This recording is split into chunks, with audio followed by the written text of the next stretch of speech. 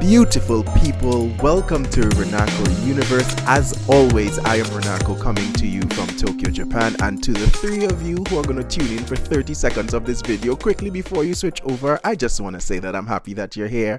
If you're tuning in from Tokyo or from Trinidad, or you saw me do stand-up once and you came over here from my Instagram page, or maybe most likely you were watching something else on YouTube and the podcast you actually like ran out of episodes and YouTube sent you here, I'm still happy to have you.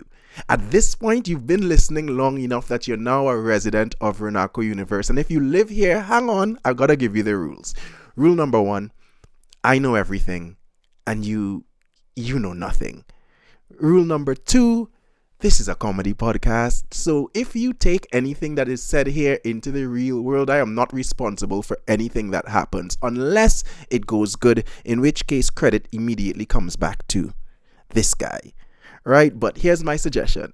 You hang around for the next 15 minutes, you enjoy me sharing some knowledge, you enjoy me solving the world's problems, you take a listen as I answer some questions from other listeners, and then we get on our way.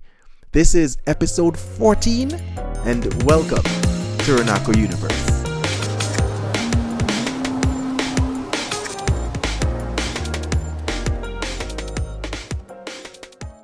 So if you're a first-time listener, you don't know how we usually kick it off. If you're back listening again, which you probably are not, you know we always go to news first, and people probably assume that, like every other podcast, I'm going to get right into tariff talk, which I have no interest in. Because here's the thing. The truth is that governments come and governments go, and tariffs come and tariffs go. But you know what went and we didn't need to come back? Direwolves. So apparently they have genetically modified wolves to bring back the direwolf, which I thought was just a fake thing from Game of Thrones. So let's start there. So now I'm worried that they're going to bring back dragons as well, because to my knowledge, a direwolf is an imaginary animal. It turns out it's not. It's exactly what you see in Game of Thrones. It's just a big ass wolf. And my whole thing is that, why?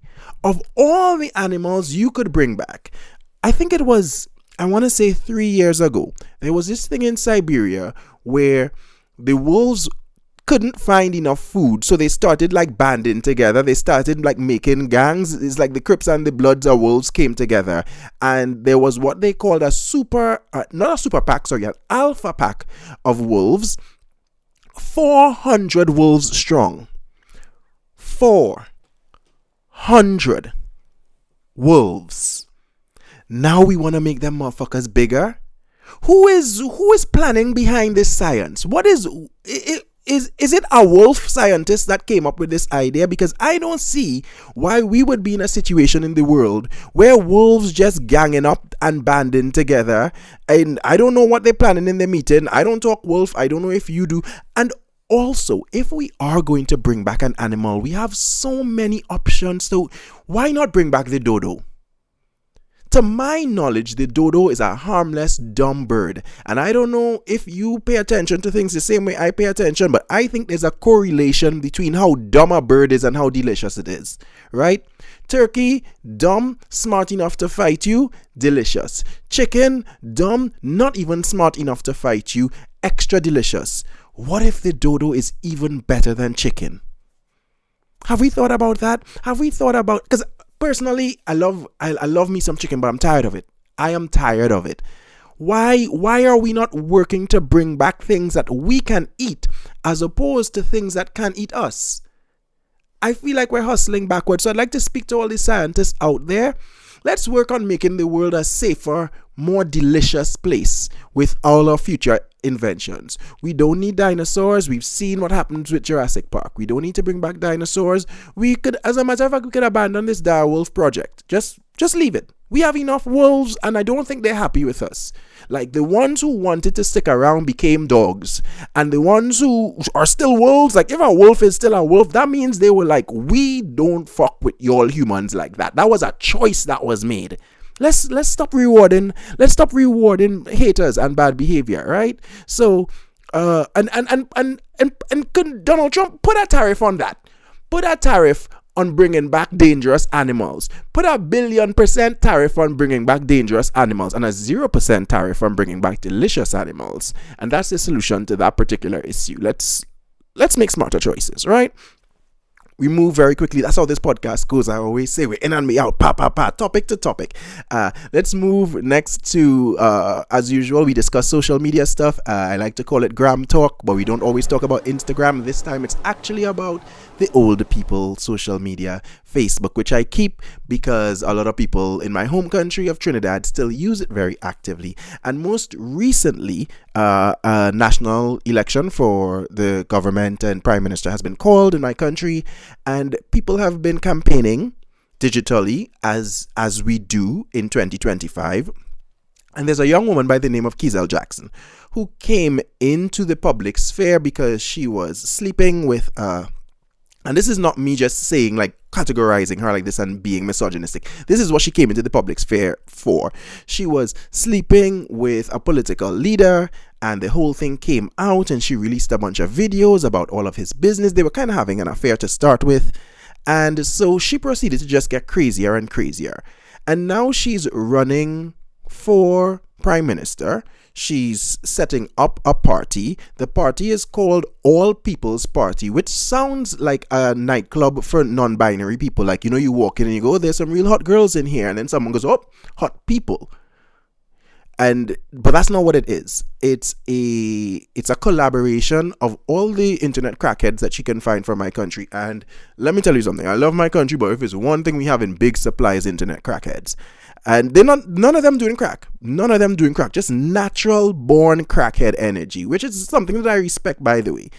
Kizel's promotional videos, which I'm about to describe to you, are fully real. You can find them online. I'll probably put a snapshot of one in. The most recent one, which is not different from the others, she's wearing a dress with the national flag on it, which, by the way, is illegal to make clothes out of our flag. And she is doing a karate demo. Still, this is a political campaign ad. She's doing a karate demo with a man in a full ghillie suit. Where did he get the ghillie suit from? I do not know. I don't even know if it falls under the camouflage is illegal law in my country, because it's not exactly camouflage, it's just a suit covered in bush. And she's doing real bad karate. It's very slow moves, it's very weird and uncomfortable, and she has a BBL which makes all the kicks that she does look even straight. And it's filmed on an iPhone. Also, she's trying to run the entire country, and she's filming a karate video fighting a man in a ghillie suit on an iPhone. And that's what's happening in my country. But my question after watching that, I was like, at least she's showing a range of skills.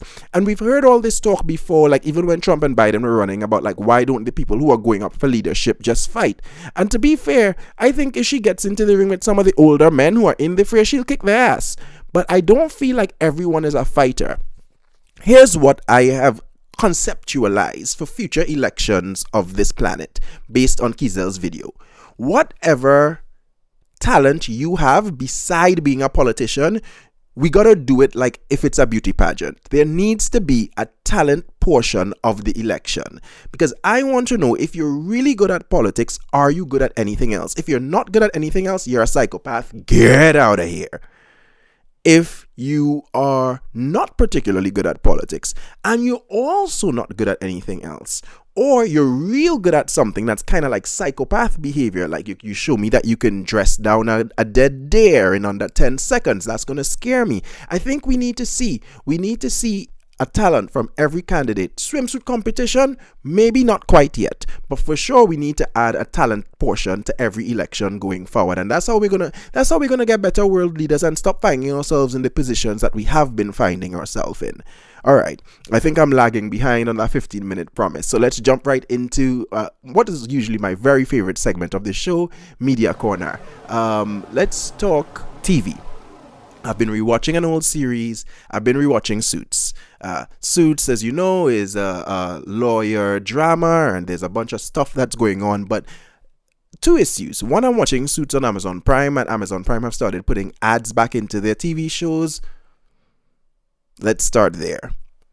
Also, why is every woman in Suits in the tightest pencil skirt, but everybody's just busy, just walking, just walking? And this, I'm doing this because I can't show my lower body right now, but this is just, I would say 40% of Suits is shots from the back, a woman asses in pencil skirts doing this.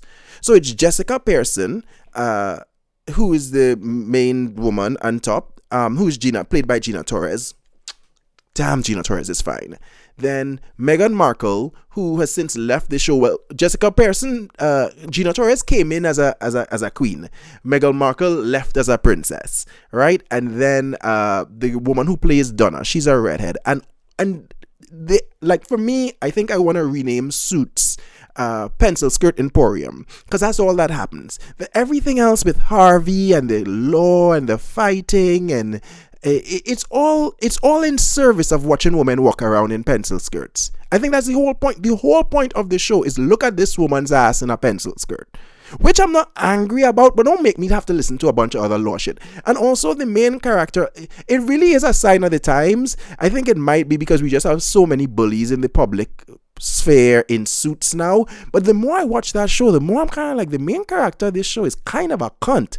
Like, no qualms about saying it in that phrasing, because that's the only word to describe him. He is kind of a cunt. And it's also hilarious because the show, I think, came out in maybe 2012. They basically designed a gay character, but they couldn't make him gay on this show. So everything about this man is codified as gay, but they refuse to let him suck a dick. And they're supposed to be relaunching Suits, and that's my campaign. Bring Louis Litt back and let Louis Litt suck a dick. Let Litt suck a dick. That's my campaign. I'm going to be outside the Suits LA headquarters, outside the writer's office, and I will be walking with some picket signs. To be fair, I've never actually finished the series, so I hope he has not. And if he has sucked a dick, please don't spoil it in the comments for me. But if he has not, please join me in my Let Louis Litt Suck a Dick protest. It's a very beautiful alliteration, and I think it's a natural progression of the storyline of the show. It's unfair. It's unfair to make a character who is clearly supposed to be gay and then refuse to let him suck a dick for what is like 9 to 10 seasons of a show. He gotta suck a dick somewhere. I don't need to see it. I don't want to see it. But let's be fair to our gay brethren and sistren. I don't think gay women want to see anybody suck a dick, but that's neither here nor there. All right, and that has been Media Corner. Let Louis Litt suck a dick. Before we wrap up, as usual, we always answer a question from a listener. Most times I don't have any listeners, so I have to invent a question, but this time I do. I have a question from someone named Addy, and Addy asks, living in Japan, what would you say is the best fast food? I have disappointing news for you, Addy.